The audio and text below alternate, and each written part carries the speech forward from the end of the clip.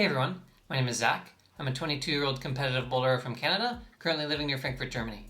Welcome back to the COMPCLIMB training series, where I record all of my training, provide in-depth analysis of every session, and just chat about climbing with an emphasis on competition. So I want to start today's episode off by saying I hope you enjoyed Maddie's vlog yesterday.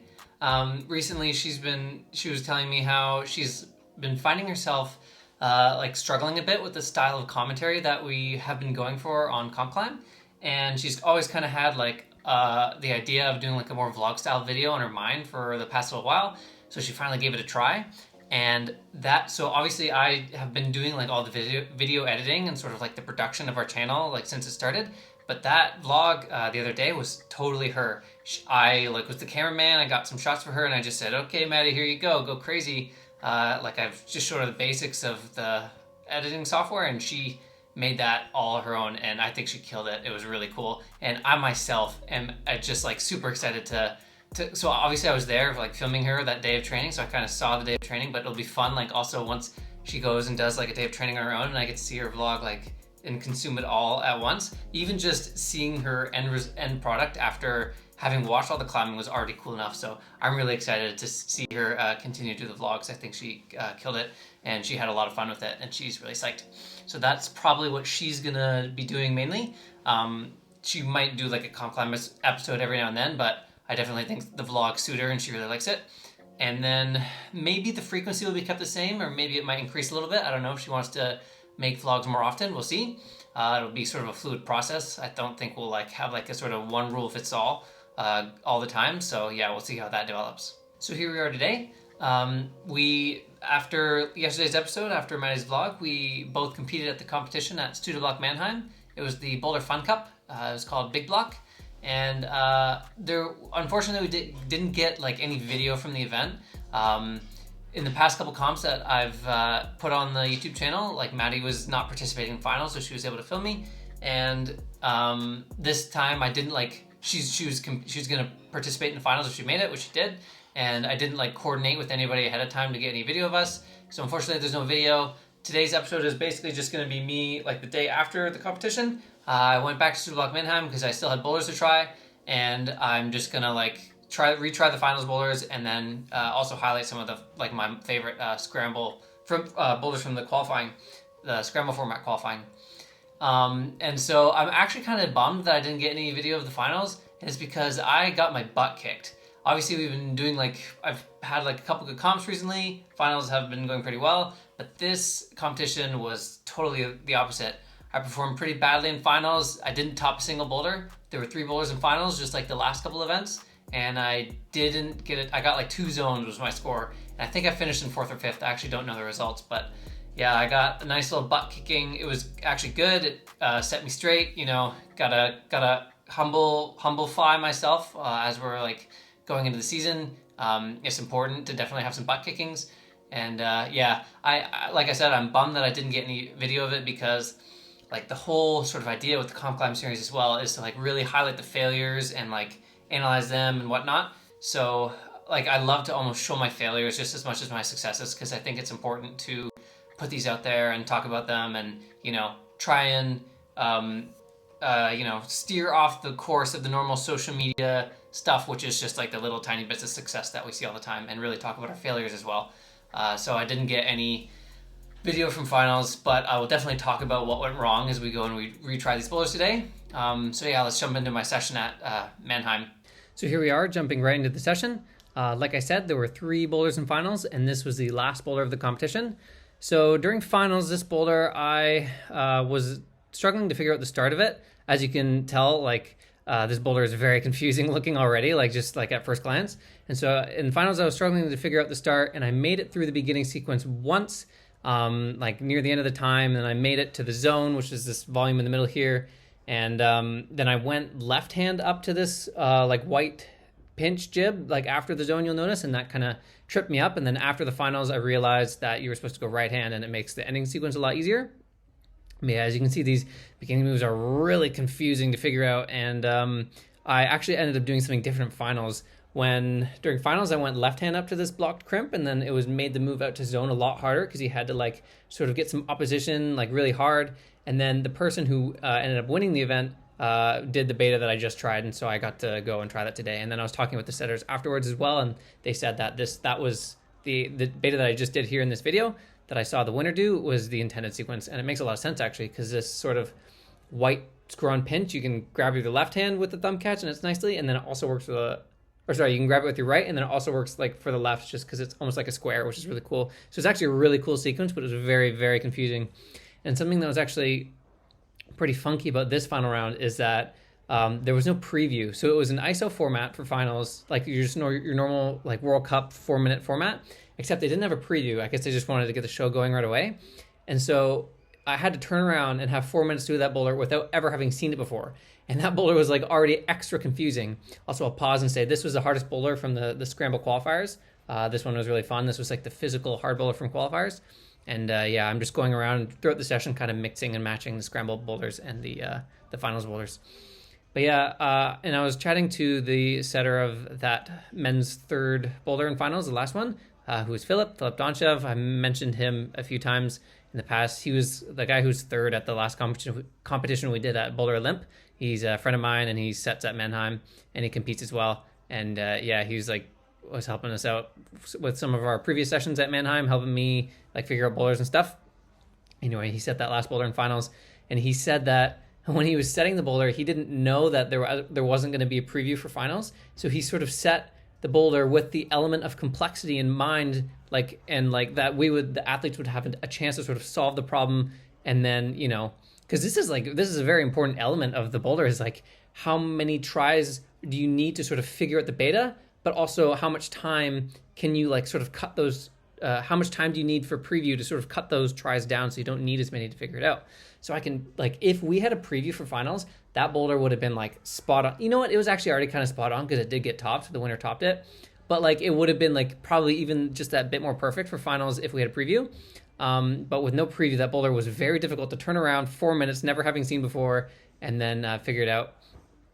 Yeah, so this is the second boulder in finals. And I guess I'll mention like the person who won the event.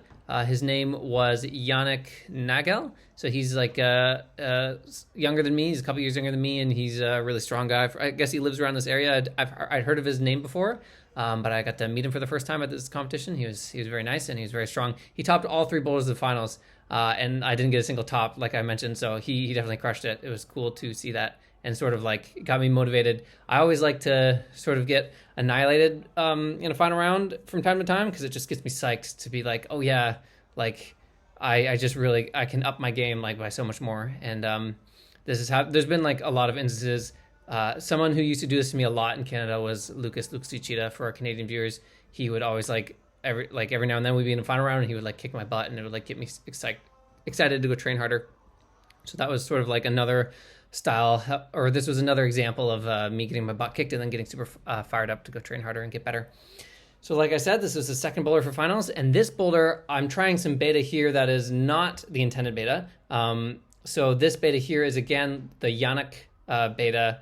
So the guy who won, Yannick, came up with this beta where you stop on these holds. What you're actually supposed to do with this boulder is you run, you paddle off of this sloper all the way to the zone, and then you do a toe catch.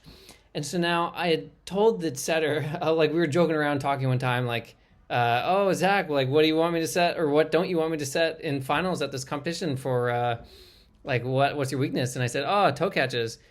And like, I don't know if this was intentional. Like if he actually was like, I'm going to set a toe catch for Zach, or if it was just like coincidental. But I actually don't know if, so Eric was the guy I was chatting to. He's the head setter. I don't know if this is his boulder or not, but it is a paddle into a toe catch, which is like Zach kryptonite. Like this move in the finals, I was trying the full on paddle toe catch every single time, and I would like get my toe there, and I would just not be in a good enough position to hold it, and I kept like falling and like smashing my face against the ground. It was like such a crazy run across move. So I never actually even thought to like try and stop on this volume and the sloper during the final round. I only heard about it afterwards, because this is how Yannick sent the boulder. And then he sort of got the sloper, he put his foot on the zone and mantled off of it all the way to the crimp to get the top. And so that's why I'm like trying it here. I had heard about this beta and I started trying it. And I could have like, sure, I should probably be practicing this like sort of paddle toe catch move. to work on my weakness. But for this session, I was like just kind of in the mood to just, I just want to go do these boulders. Like, yeah, I could practice the paddle, but it would probably be a whole lot of effort, eat up the whole session. I wouldn't get to try the other boulders, and I would lose a bunch of skin. So I just said, screw it, I'll just try and figure out a way to send it. And speaking of figuring out a way to send it, I was like not able to do Yannick's mantle beta, so I thought to myself at one attempt, you know what, maybe I can do something with like a hand heel match and like going down to the zone. It probably won't work, but let me just give it a try. And then I like started falling after I matched the zone, and then the toe hook saved me like mid-fall, which was pretty fun. And then this ending consisted of some powerful moves that were my style. Yeah, I think even if I had like read this stop beta, I probably wouldn't have been able to send this boulder in finals because I don't think I wouldn't have thought to do this hand heel match beta and do that crazy sequence I just came up with right now. And even if I thought to skip the move, you can see that my mantle strength just still isn't quite up there with like the top of the field. And like, you know, I guess Yannick, like, you know, as soon as he stuck the jump like this, he did the mantle, I think first try, I don't know. I haven't seen much of like any videos or like scores or whatever. But I tried it like a bunch of times and I just could not do that mantle for the life of me. I just don't have that tricep strength to sort of press to that position. But yeah, maybe if I go back to Mannheim and that boulder's still up, I'll try the toe catch beta again. But yeah, here we are for men's one in finals. So this boulder like really sort of set the tone for my final round. I think this is where like it all like kind of fell apart and went to crap. So my first try of this boulder, I like spent a long time like in that middle sequence, like playing around with screw holes and just like trying to be too secure. Like I wasted a lot of time. And so I got up to this position on my first go on the second last hold, and I fell going to the finish because I was so greasy. Like I spent too much time on the beginning, like tiring myself out. And then like when I got to the second last hold in my first try, I tried to get like a high heel on that middle sloper, try to match it, didn't work. So I had to like play around my feet, and I just wasted so much energy. And this boulder is quite tricky, but it's not that physically difficult. And so I just wasted so much energy that I didn't have enough stick or like calmness to just do this sort of like a moderate ending on these like kind of bad holds. And then by that time, like I pumped myself out and I tired myself out. I got up to the ending one more time, but I sort of did the same thing actually, where also this is another boulder from qualifiers. This is one of my favorite boulders from qualifiers. A boulder set by Yasha. He was featured in the setting video that we did, and this one was a lot of fun. I really like this swing move. He did a really cool job forcing you to like match on the sloper and then swing into the undercling. Really like this boulder. And so yeah, the theme of this session is like, I think that, you know, look at how well I'm able to sort of perform on these boulders with no pressure, and it's just like a session, and I can fall on these boulders as much as I want, and we're not in the comp atmosphere and the comp environment, and I'm just able to perform like a lot better. And you can note, I would see, this is also why I wish that I got video of my finals as well, is because you could see that I was definitely like a bit shaky, a bit stiff. I was a little bit nervous in the finals, and after like getting psyched out on the first boulder as well, you could see that the sort of like the comp panic carried through between the boulders, and I wasn't able to be relaxed or like calm and motivated. And I think this session is just like a great like highlight of like what competitive bouldering is like really all about. It's like not about can you climb these boulders. Like all the guys in finals can do exactly what I'm doing right now and just like go have a session and like send them all, you know, in like an hour and a half or something.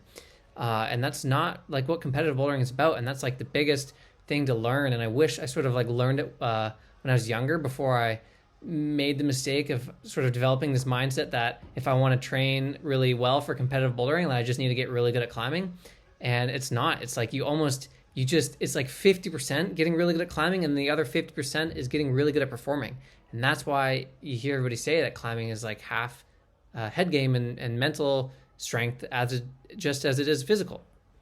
And so that's what I feel like it also varies from athlete to athlete. Like some climbers can definitely say that they perform like better in competition, and some say that they really like sort of struggle in competition and can just perform better like in training and when there's no pressure. And I definitely sort of identify more with that. I very rarely do I feel like I can bring everything I'm capable of out in the competition, like especially at bigger events. I find that I just get super nervous, and I definitely have like a bit of like anxiety when it comes to competing, and I can sort of have like almost like these mini anxiety attacks. And I really sort of experienced it on the World Cup as well, where I just would be so far off from my normal feeling self, like in training when you just have no pressure and you're like super relaxed. And it's something that like you can almost notice it like most with like the Japanese athletes. They just look so comfortable and look like they're so at home. And that's like, I've always been sort of, when I'm younger, I've always been sort of waiting for this to happen to me, you know? It's like sort of waiting for just that moment in time to click where all of a sudden I just magically learn how to sort of compete with no pressure and compete like I climb in training. And I think if I had advice to just give, I guess this is going to be today's tip of the day, you know, especially for like younger athletes, younger climbers who want to be competitive boulders. It's like that doesn't just happen by accident. You don't just wait for the day that you're sort of like able to compete with no pressure and like, you know, feel super confident and at home. It's something you got to train, and you can train this in a lot of sort of ways. I myself love to do like a lot of mock comps. That's something I find helps sort of, you can really like sort of create these tangible strategies that you can execute during your 5 minutes, and like sort of physical things that you can do to help calm yourself or climb like more comfortably and loosely. Some people like to meditate, but there's all sort of things that you have to do to like train this. And it's not just like something that happens by accident, because you know, everybody can sort of just be good at climbing and go and climb comp boulders when there's no pressure. But the whole challenge of being a competitive boulder is like performing and doing it when it's comp time and doing it in the 4 minutes when you're asked to do it. And that's why the best competitors in the world like train their mental game and work on their mindset like specifically, and it doesn't just happen by accident.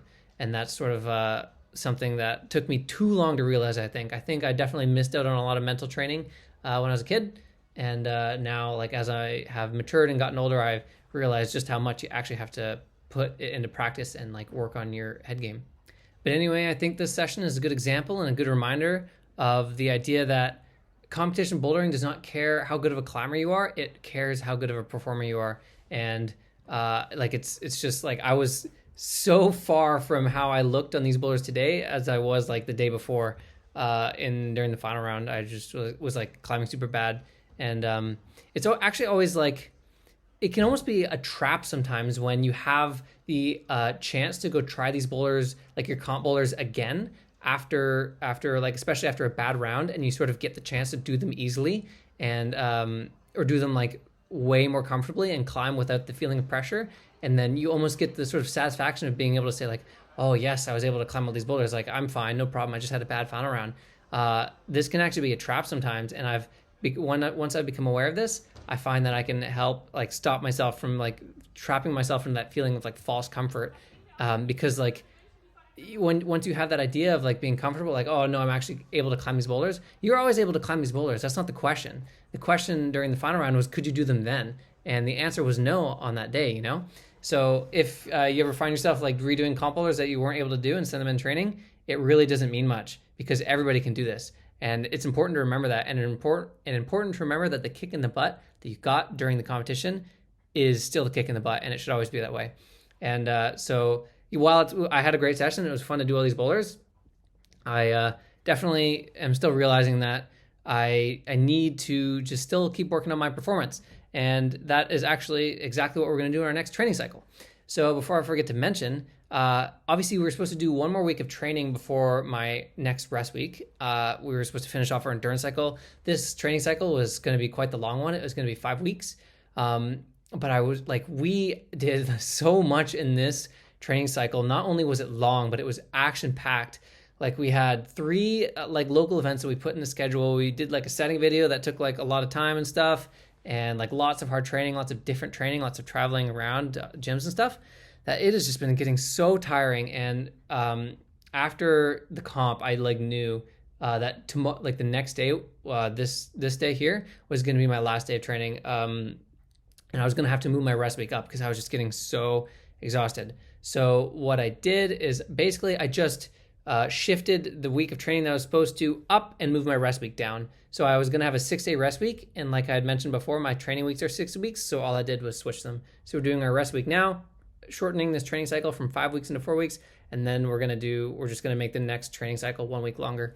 And the next training cycle is going to be consisting mainly of bouldering. That's why I say that we're about to start really working on our performance. We're really gonna start working on it in this next training cycle. We're gonna be doing just a lot of bouldering, very little. Like I'll probably just do like the workout, and it will be even like a smaller workout and it's less frequent. But the next training cycle, we're gonna be doing a lot of bouldering and not just like sort of like unfocused boulder sessions like I have been doing mainly for the past while. We'll do definitely like some mock comps and some sort of like performance-based boulder sessions because like we haven't necessarily been training to like sort of perform in these last couple of months. But as we're approaching one of my sort of target events, being Canadian Nationals, I definitely want to feel like my comp performance skills are a bit stronger than they are now because I have been feeling that they're like not quite there, as evident by this final round that I just had, which went really badly. So let's like start working on our performance a bit more for Canadian Nationals. Really feel like I can take the climbing ability that we've been developing recently and being able to put it into like, okay, I need to be able to do this I need to be able to climb like I can climb in 4 minutes on comp day when I'm asked to. So that's what we're going to be doing going forward. So I'm going to peace out for a few days. I'm going on rest week. Maddie is psyched to continue her vlogs, so you can probably expect some more of those in the coming days. And I will be back after a couple days. I don't really know how it'll work out with the video schedules, but we'll be back for the next training cycle, which will just be full of bouldering fun. So tune in for that. I'm excited. Insert catchy video outro here.